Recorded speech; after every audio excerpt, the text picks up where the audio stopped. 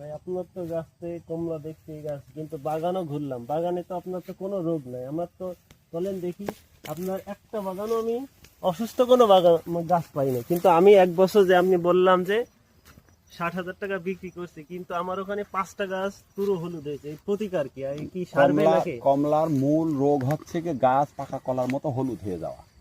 এই যে গাছ পাকা কলার মতন হলুদ হয়ে যাওয়া, এই পাকা কলার মতো হলুদ হয়ে যাওয়াটা, এই রোগটা কঠিন একটা রোগ।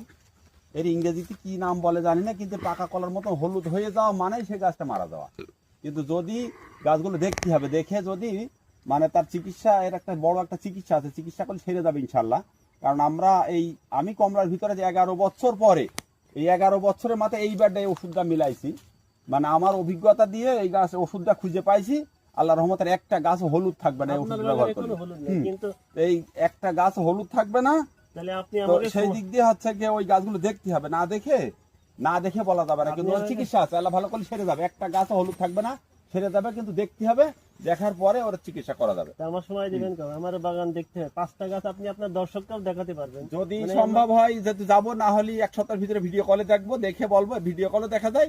আর যদি সম্ভব হয় যাবো, যে দেখবো। আপনি দেখবেন বাইরের, কিন্তু আমার গাছ তো নিকেটাই আপনি দেখতে পারবেন। তাহলে চেষ্টা করবো দেখার জন্য। আগামীকাল যদি সুযোগ হয় আল্লাহ নিলে যাবো ইনশাল্লাহ।